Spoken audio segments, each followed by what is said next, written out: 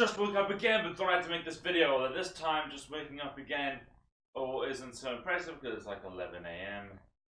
But it's Sunday, okay? So give me a damn break. Yeah, all right.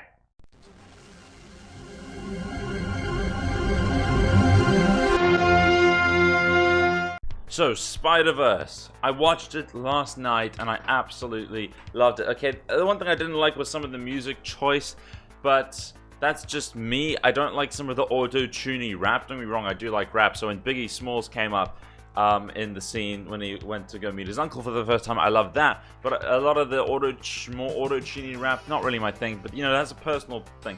I loved the movie, and it again, like I could not help myself but think about The Last Jedi while watching it.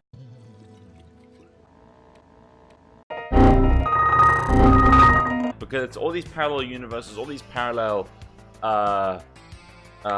Peter Parker's, well, not Peter Parker's, parallel Spider-Mans, and one of them happens to be a different Peter Parker, right? One where his life went a bit awry and stuff. But even this Peter Parker isn't as bad as Luke in The Last Jedi. He has some similar things, like reluctant to teach Miles Morales / Rey.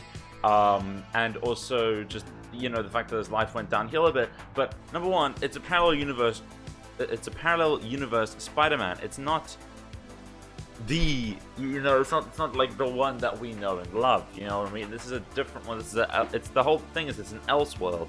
If Last Jedi was an Elseworld movie where like a different Luke came out, then fine, the Luke we get in The Last Jedi would have been alright, you know, because it wouldn't have been the Luke, it would have been another Luke, if you know what I'm trying to get at here.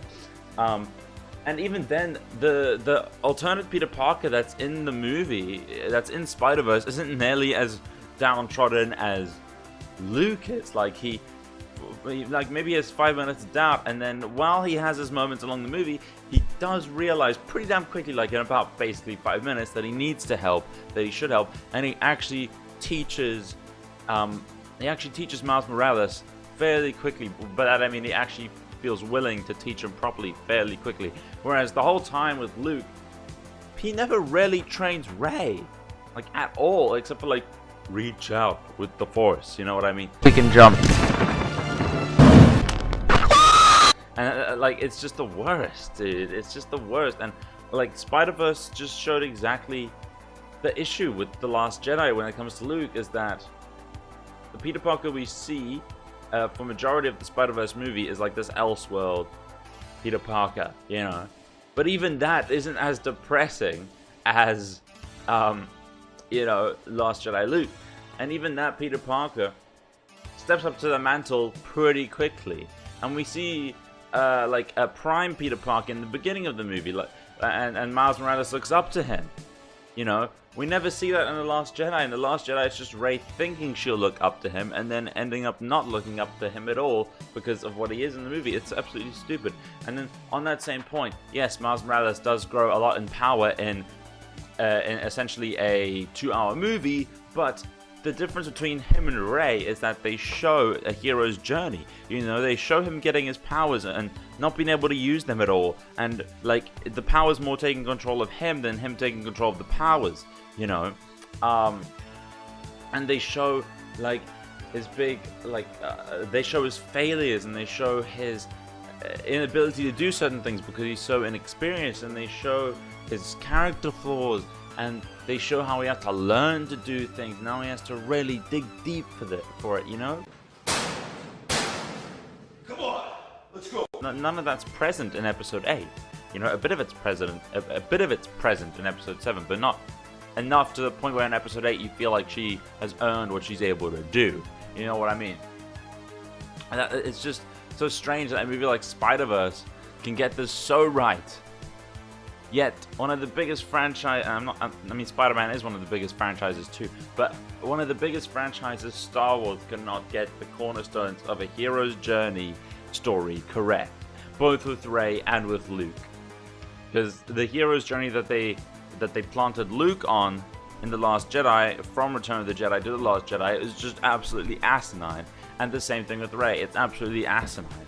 Now, I'll say it again, if in episode 9, they can rectify these things, they can explain them in a way that makes sense as to why Luke was the way he was and why Rey is the way she is, then okay, you know, if episode 9 can fix it, then hell yes, I am on board. But I have to see it happen. You know, I'm not holding my breath for it. I'm not. We'll see, man. We'll see. I hope they fix episode 8, but I don't know if they will. You know what I mean? There are certain things that pull towards them, like fixing it, and there's certain things that I see that pull toward them not fixing it. But it's just like, dude, what the hell? How can this movie get it right? But and I loved it. Don't get me wrong, I loved this movie. But how can this get it right? And yet, Star Wars doesn't. It's so infuriating all the way. It's like, what has happened to the franchise that I love?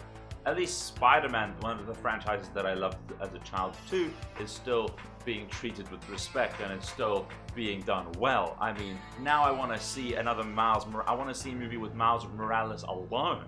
See, that's how you do it, Disney. You pay good homage to the old character, so that your new character, and Miles Morales isn't new, he's been there for ages, but I mean new to me because this is the first thing I've seen him in, so that your new character is appealing. You know, they did due justice to Peter Parker in this movie, you know, to the point where, and also they showed Miles Morales' hero journey to the point where it's like, okay, now I want to see Miles Morales' journey continue. Whereas with Star Wars, as it is in the sequel trilogy, it's like they didn't do justice to Luke, so I don't feel like the closure we got with him was satisfying at all. I want to see more of Luke. I want to see him actually being treated with respect, you know. And when it comes to Rey, I feel like she's had barely a hero's journey at all. She's like that perfect Disney princess that can't do anything wrong in a lot of ways, you know, that everyone just likes for no reason, sort of thing. And it's just not... It's not compelling. It's not compelling in my opinion, man. It's just... So, yeah. I mean, those are my thoughts on Last Jedi Into the Spider-Verse. I'm sure other people have already thought about this just like me, but I just watched Spider-Verse and I had to get this off my chest. So yeah, thanks so much for watching. This has been the Randy and... Can't speak. This has been the Randy Andy Show. And if you could like, subscribe, share, and comment, that would be greatly appreciated. And I'll see you in the next video, okay? Don't know what I'm doing, but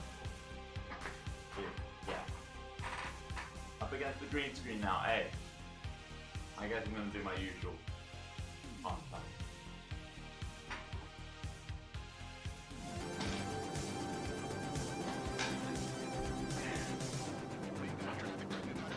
We're moving towards the helicopters now. Thanks for the assist. Bravo 6 out. This is gonna be one hell of a highlight reel.